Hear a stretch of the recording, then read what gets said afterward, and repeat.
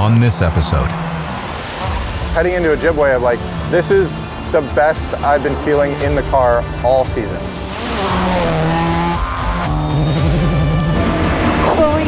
Our goal was to go out and destroy everyone.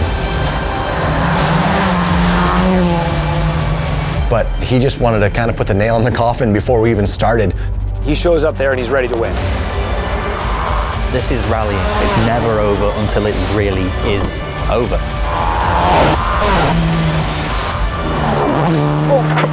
I rally to win. This is Launch Control.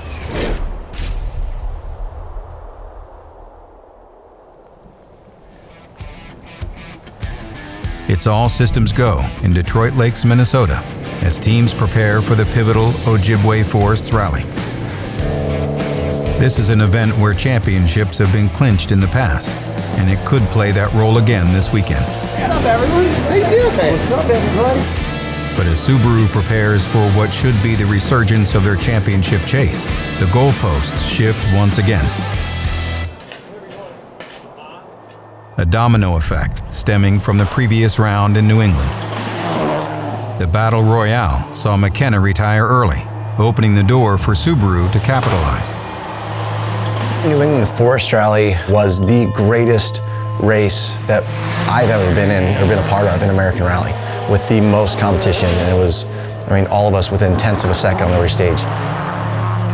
But a late mistake ended Pastrana's chance to dominate the point standings. Over Crestia, 80.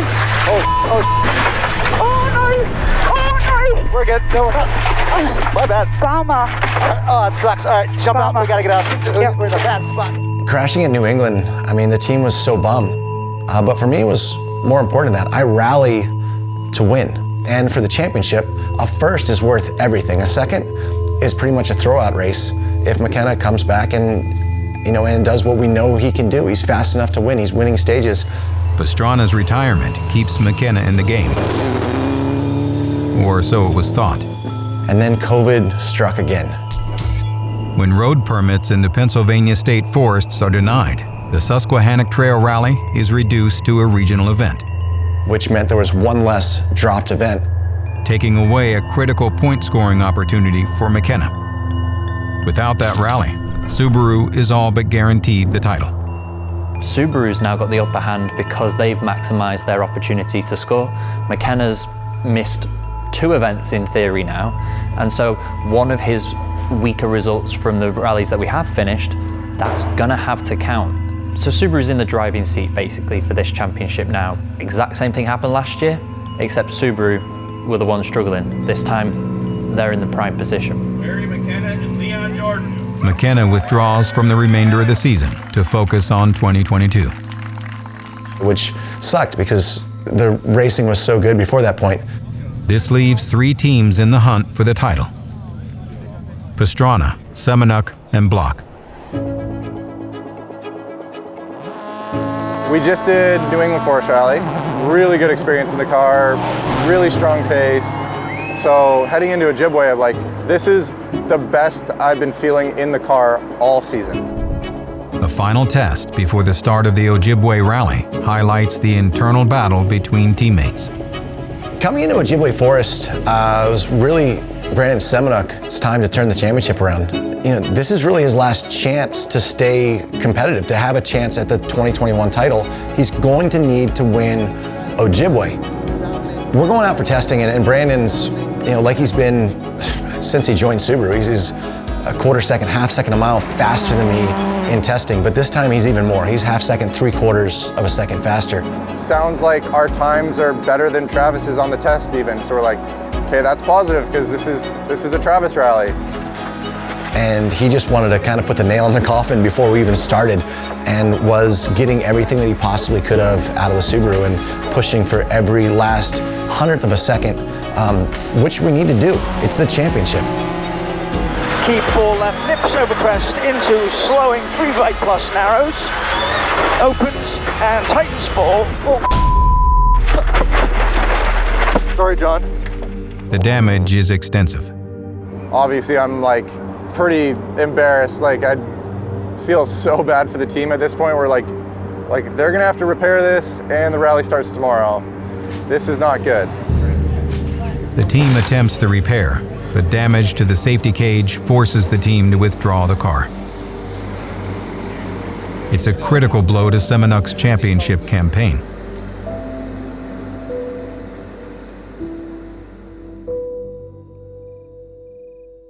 With nothing left to race for, Brandon heads home. The plan was to be racing today, but we had an incident during testing and the car just couldn't quite pass inspection, so yeah, that's it. Early departure for me, obviously not what I wanted. You know, so many hours and days of work put into this, and to not even make it to the start line is pretty devastating. Pastrana remains the only factory car this weekend.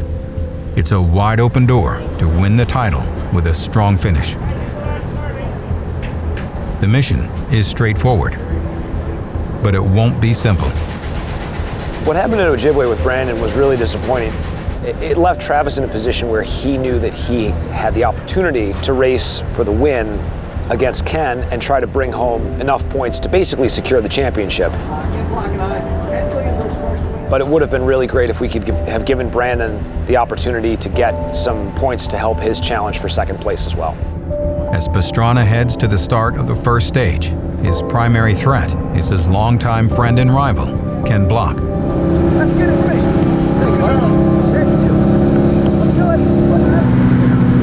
Just don't mess up. I just like to go hard, so we might just do that. While you may think that it's done and dusted, this is rallying, this is motorsport. It's never over until it really is over. Good luck. Good luck, Skippy.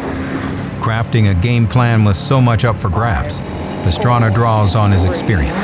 2, 1, go. 70 max, Chris, 120. The opening stages are the ones he knows best. He holds the stage records. If he can build a buffer of time early, it'll ease his stress level for the rest of the weekend. Pastrana strikes hard. Max left 6 plus, max crest, 30, max right 6 plus over crest, Kings 200. Slowing, turn left 2 plus, caution late in. Caution late in. And very, very slippy. Okay. He wins the opening stage, beating his previous record by 20 seconds in wet conditions. It's a masterclass, and the competition doesn't know what hit them. Travis loves Ojibwe, and that's one of the nice things about that round is that he feels very, very comfortable and confident. He loves the surface, he loves the stages. He shows up there and he's ready to win. Ken is super fast, but I knew if we just put our heads down, didn't make a mistake on that first stage, it's not game over, but you're talking, you know, a quarter second a mile is huge, so hard to make up. I didn't make any mistakes. I was on the line every corner, so good job. I don't know how you did there. Ken's back is against the wall from stage one, and we absolutely just knocked it out of the park. 20 seconds, took the stage record even in the rain and the mud and everything that was coming down and the bad conditions. For me, that was exactly what we needed to do. Well, now we've got a 20-second lead, so it's just managing it really like we did last year. We need this buffer. Yeah. And then after that, we do the best we can. Yep. 3, 2, 1, go. Right, 3 minus Sumpa, Kings 100. Travis and Rhiannon aren't finished yet. The road conditions are expected to get worse, so they want to stretch their lead before the conditions turn treacherous.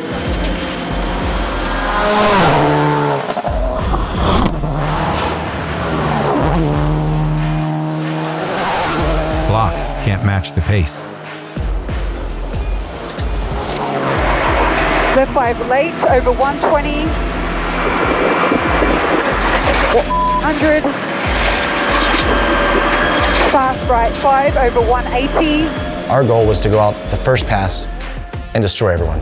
We came out fast, and we were able to take huge time off of Ken in the first couple stages. By the end of the leg, Pastrana has amassed a 40-second lead. Ojibwe is definitely my best rally of the season. Travis Pastrana. I've had the most wins there, the best luck there, and the first stage is my best stage. I know it like the back of my hand. You know, we've set the stage record there pretty much every year we've gone. For Travis, the confidence to drive 11/10ths is built on years of success here. Long, 35, right 5, okay. His pace notes have been perfected. His road knowledge and experience is unmatched. There is simply little doubt in his mind that he won't dominate in Detroit Lakes. His day one performance confirms it. Ojibwe's been a great rally for me in the past. We have 6 wins here. Day 1 went awesome, so much better than we ever could have imagined. Have a minute lead going into day 2. Day 2 is tougher. It's going to be slimy, it's going to be wet. It's going to be absolutely diabolical out there, so game on.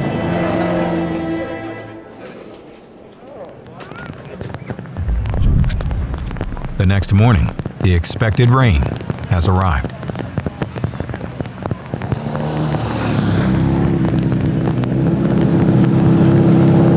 Start of day 2. Rain's coming down. It's gonna be interesting. We'll see what happens when we get in there. If it was dry, I'd be like, all right, but wet, you never know. You kind of back down a little bit, but then sometimes you come in, it's still slick, and then other times you're like, oh, I'm losing so much time here. So it's an interesting game you play when you have just enough lead to be able to give up some time, but don't want to put it off.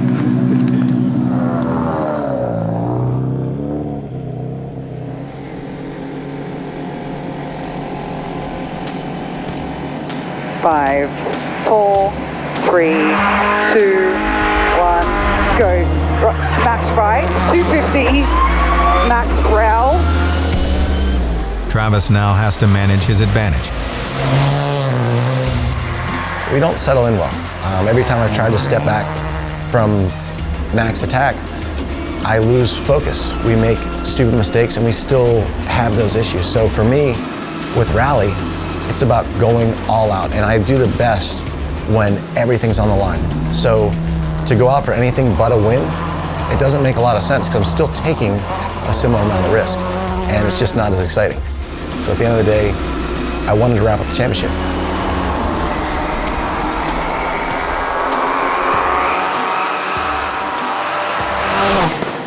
Max left 6 plus 40. He's run this event more than any others in the championship. So day 2 is about keeping the car on the road.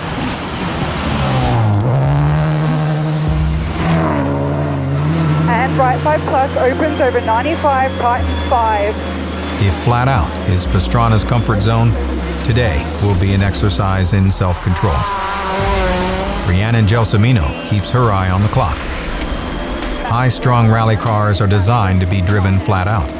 Anything less than the car and driver can fall out of rhythm. But Travis must not repeat the drama of New England. Ken Block knows Pastrana will be taking a measured approach. It leaves Ken with only one strategy: shrink the lead to a place where Pastrana feels the pressure and is forced to dial it up again. As expected, the lead begins to shrink. 35, care, left 4 tightens 3 minus. But while the advantage is narrowing, it's a slow drip.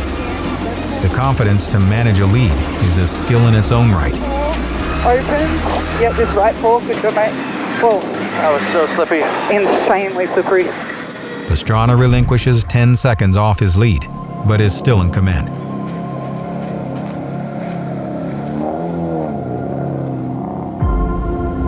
Awesome set of stages. Ken won the first 2, we got him back on the 3rd. 3rd one was a little bit drier. Just trying to back it down a little bit where it's ice. It's super slick out there. I mean, some of the times when it's crown, like you're actually sliding off the crown of the road. It's that slippery. So it feels like we're back at Olympus, but going slow where we need to, going fast where we can.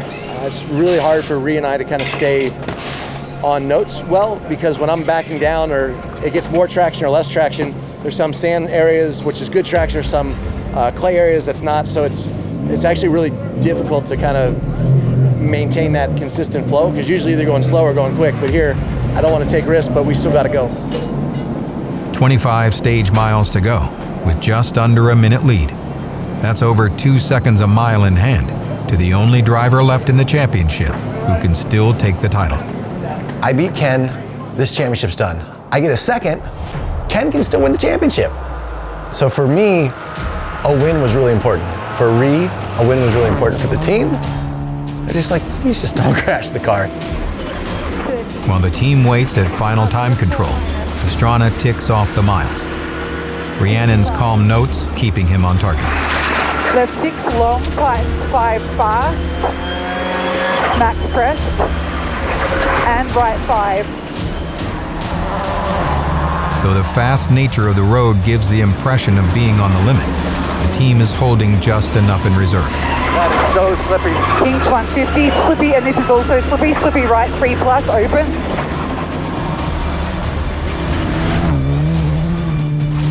The gap to second never shrinks down to the danger zone.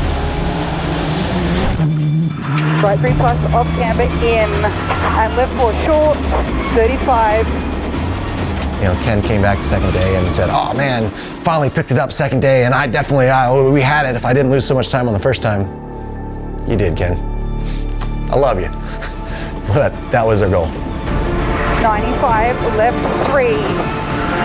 Left 3. Into the super special in front of the fans, Pastrana completes the final corners. At the Rumble of Thunder, on stage, this is Travis Pastrana and Rhiannon Semenuk. Now Travis is in 30, right 3. The team that dominated the early rounds fulfilled their mission. Pastrana and Semenuk are the 2021 American Rally Association champions. Good job, mate. Good job. We went out hard, but we knew the stages. We did our homework. We knew what we had to do, and at the end of the day, Ken was able to creep back a lot of time, but we knew what we needed to do, and we got it done. I think we did it, man. It's not official yet, but I think we won the championships. Air 5 to us. Thanks for all the work. Good job. So, yeah. We worked hard for it. Travis brings home the win here at Ojibwe. That means mathematically he's championship for this year. I think for him and for the whole team, that's huge. Everybody on the team really took it as their objective for this year to come back and win the championship decisively. And we had a big challenge from Barry with him bringing over the WRC car, with Ken coming back. It's definitely one of the strongest fields we've seen in American rallying in a long time. Travis and Rhiannon, they've secured the championship for the weekend by winning.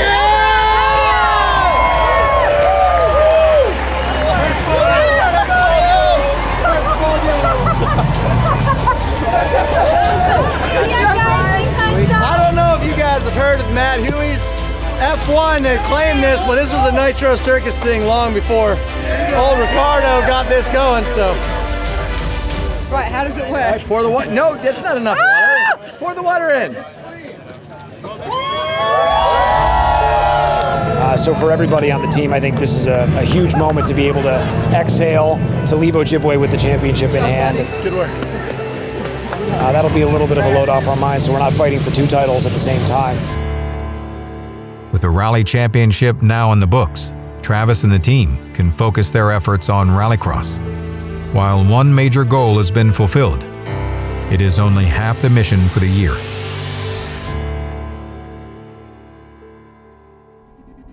Next time, on Launch Control, Subaru looks to build on their second round success in Rallycross. It's been a long time since I've won. It's been over a decade since I won a Rallycross. Can he take his first win here, Jared? Oh man, this would be the perfect event, right? But a new track ramps up the learning curve for the entire field. The tracks change overnight. I mean, when you're done on Friday, you go to Saturday, like, we're still tweaking it. That's next time on Launch Control.